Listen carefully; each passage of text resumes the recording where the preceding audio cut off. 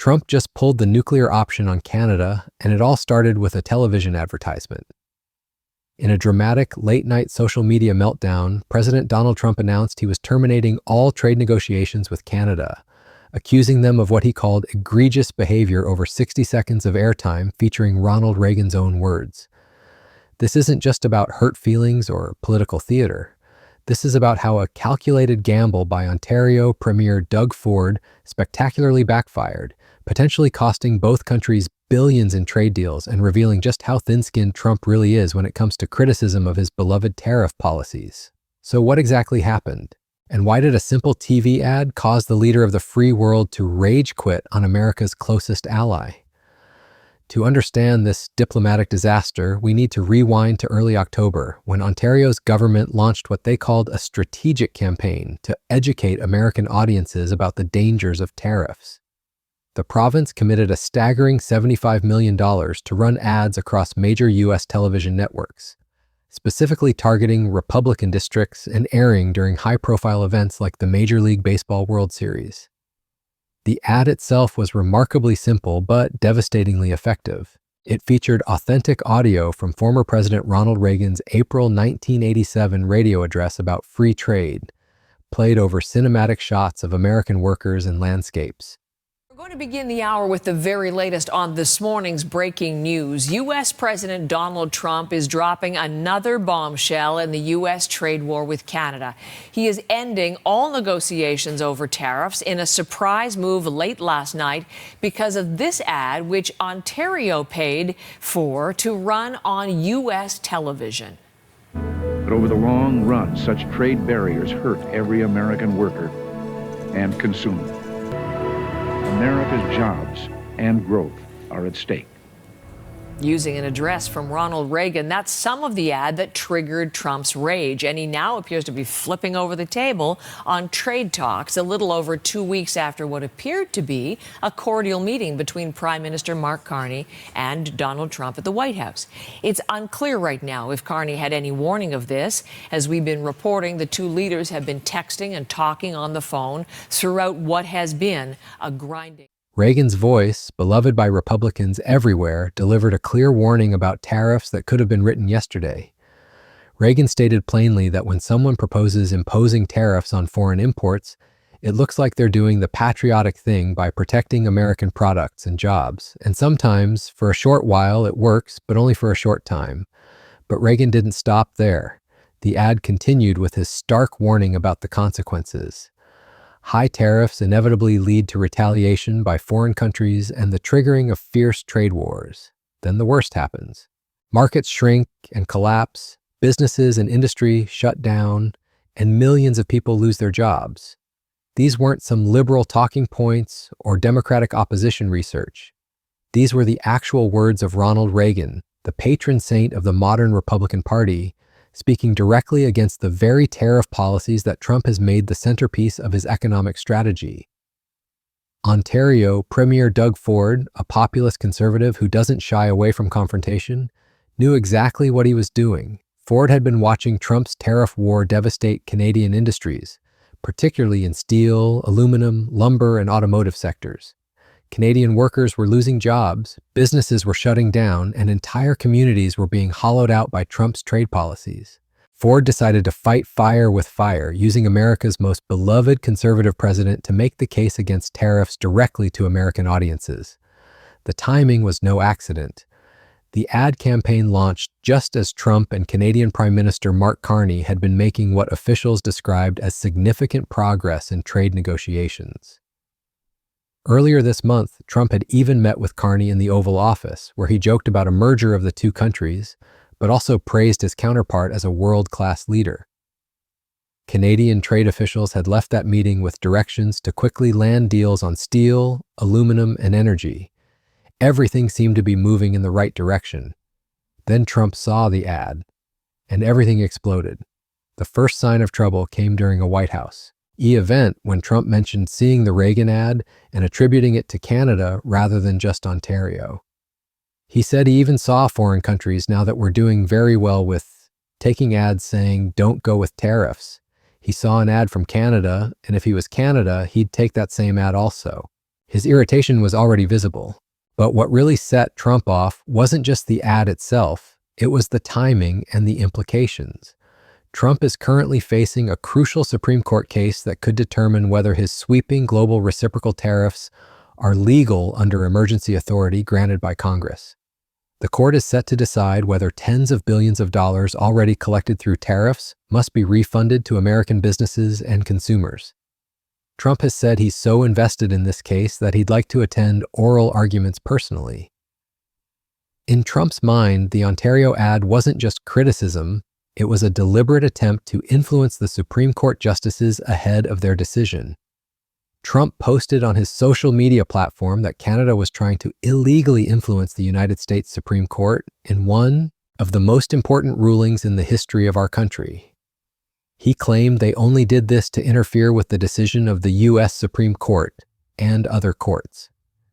The situation escalated rapidly when the Ronald Reagan Presidential Foundation and Institute entered the fray.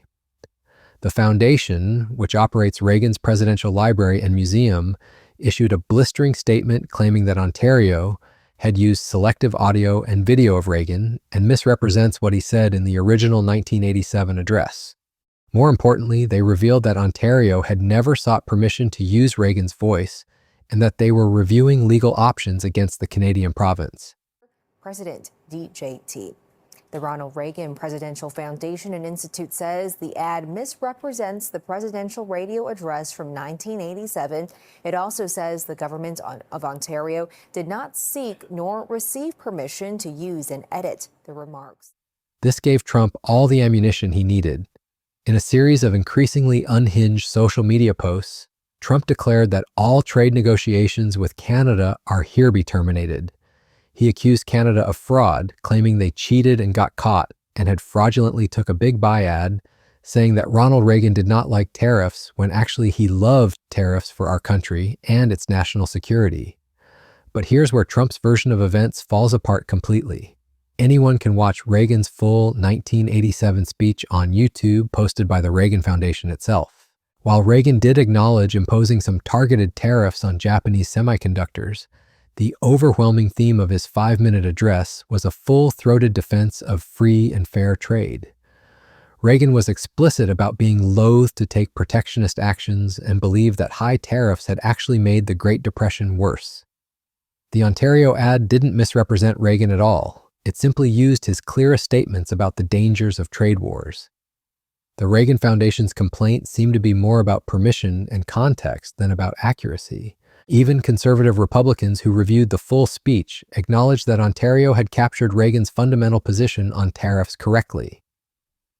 Prime Minister Mark Carney responds by acknowledging the fundamental shift in U.S. trade policy. For months, we have stressed the importance of distinguishing things we can control and things we can't control. We can't control the trade policy of the United States. We recognize that policy has fundamentally changed from the policy in the 1980s, 1990s, 2000s. And it's a situation where the United States has tariffs against every one of their trading partners to different degrees. And it's in that context that our officials, my colleagues, have been working with their American colleagues on detailed, constructive negotiations, discussions on specific transactions, specific sectors, steel, aluminum, and energy. And a lot of progress has been made. And we stand ready to pick up on that progress and build on that progress when the Americans are ready to have those discussions, because it will be for the benefit of workers in the United States, workers in Canada, and families in both of our countries. Now, what we can control, absolutely, is how we build here at home, and that's the focus of Budget 2025, generational investment here in Canada. And what we can also control, or at least heavily influence, is developing new partnerships and opportunities, including with the economic giants of Asia, which is the focus of this trip. He emphasized that Canada cannot control the trade policy of the United States, but recognized it has fundamentally changed from the approaches of previous decades. Carney noted that the U.S. now has tariffs against all trading partners to varying degrees, yet Canadian officials had been working on constructive negotiations in sectors like steel, aluminum, and energy, with significant progress made. Faced with Trump's nuclear tantrum, Doug Ford initially stood his ground. He posted on social media that Canada and the United States are friends, neighbors, and allies. President Ronald Reagan knew that we are stronger together. God bless Canada and God bless the United States. Ford even doubled down by posting a link to Reagan's full speech, essentially daring people to watch it and judge for themselves. In his response about the $75 million campaign, Ford called Reagan the best president the country's ever seen and expressed hope that Reagan Republicans would win against the MAGA group in the political battle over trade policy. I heard that the president heard our ad. I'm sure he wasn't too happy, but it's real because it was coming from the best president the country's ever seen, Ronald Reagan. It's going to be focused right across the country, but also in Republican-held areas, because what I feel, the Reagan Republicans are going to be fighting with the MAGA group, and let's hope Reagan Republicans win. It's not clear that the Ontario government has much to fear from the Reagan Foundation's claim of copyright infringement, as you were just discussing with Chris. The Premier's office pointing out last night that this is entirely in the public domain. And let's be frank, this isn't really a legal fight.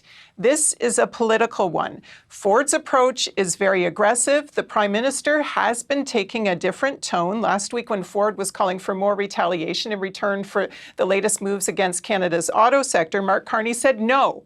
Now is the time to talk, not punch. But by yesterday, it was notable that the Prime Minister seemed to have abandoned the... But the economic and political pressure was too intense to sustain. Within hours after consulting with Prime Minister Carney, Ford announced that Ontario would pause its U.S. advertising campaign effective Monday so that trade talks can resume. However, in a final act of defiance, Ford said the ads would continue running over the weekend, including during the World Series games that millions of Americans would be watching. He stated that the people elected our government to protect Ontario, our workers, businesses, families, and communities. That's exactly what I'm doing, making it clear that he wasn't backing down because he thought he was wrong, but because the economic stakes were too high to let Trump's ego derail critical trade negotiations. The human cost of this diplomatic breakdown cannot be understated. Canada is America's second largest trading partner after Mexico, with the U.S. importing over $400 billion worth of Canadian goods last year, while Canada purchased nearly $350 billion in American products.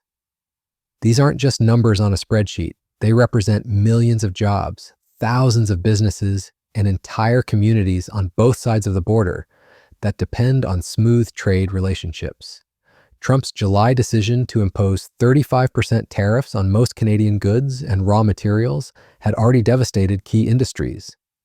Canadian Prime Minister Carney had been forced to announce plans to double Canada's non-U.S. exports over the next decade, essentially acknowledging that the decades-long process of ever closer economic integration between the two countries was over. Carney had warned that the jobs of workers in our industries most affected by U.S. tariffs, including autos, steel, and lumber, are under threat.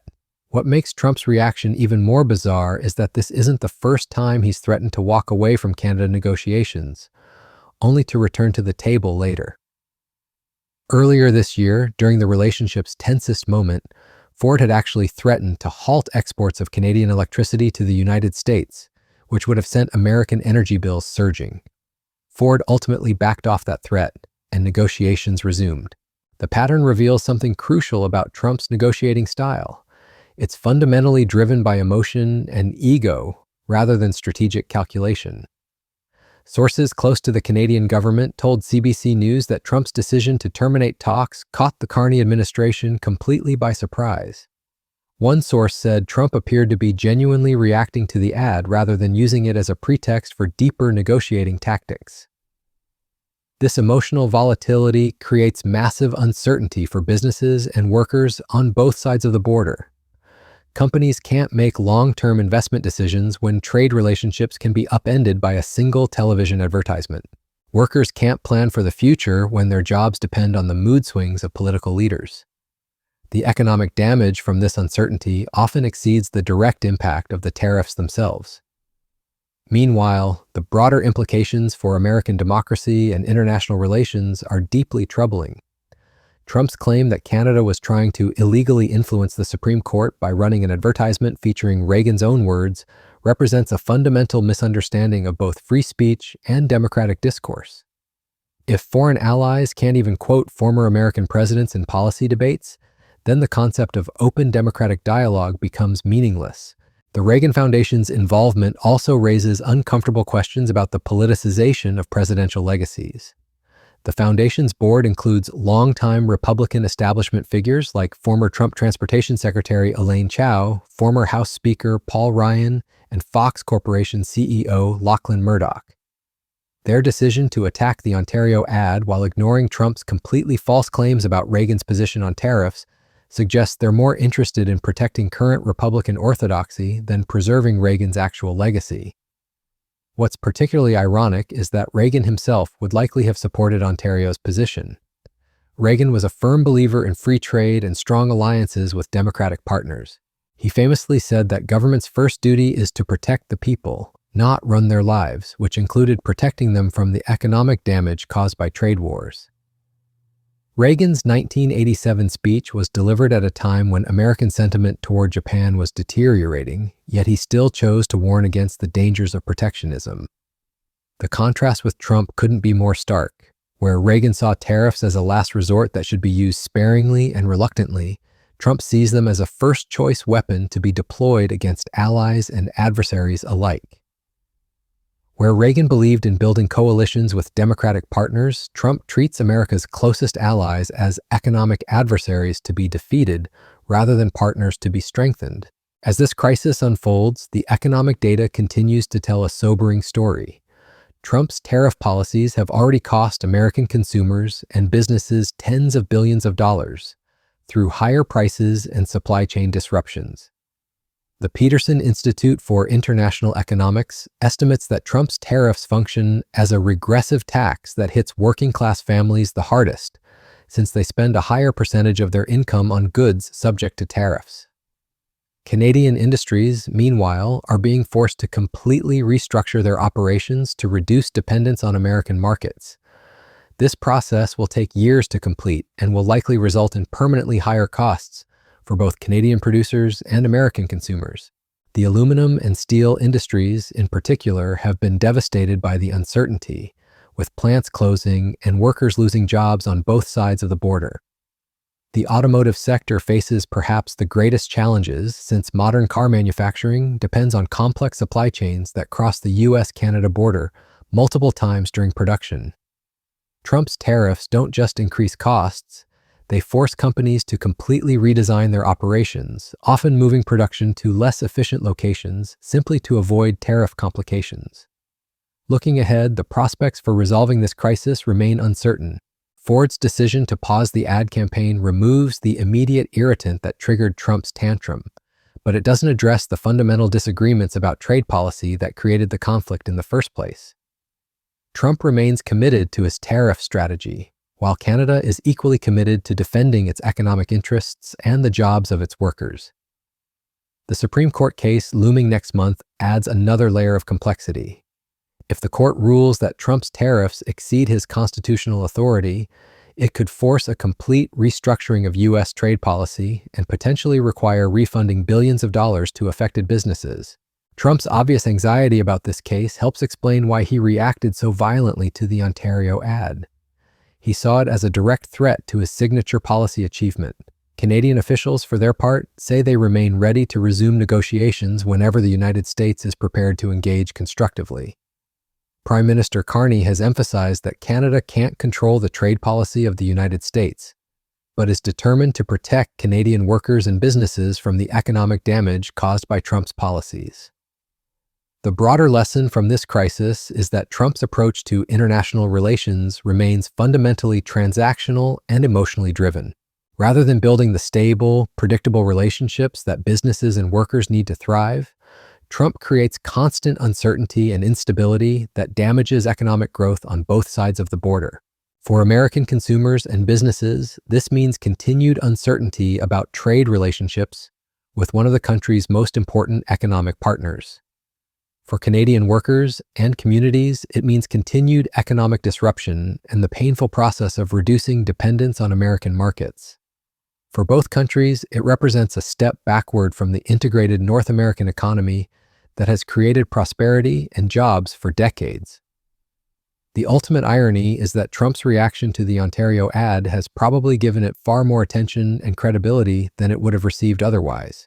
By throwing a public tantrum and terminating trade talks, Trump has essentially validated Ontario's argument that his tariff policies are economically destructive and diplomatically damaging. Reagan's words about the dangers of trade wars now seem more prophetic than ever. As this story continues to develop, the fundamental question remains: will economic interests ultimately prevail over political ego? The jobs and livelihoods of millions of people on both sides of the border depend on finding a way forward that preserves the economic benefits of North American integration while addressing legitimate concerns about trade practices. Reagan understood this balance. The question is whether today's leaders have the wisdom and maturity to follow his example.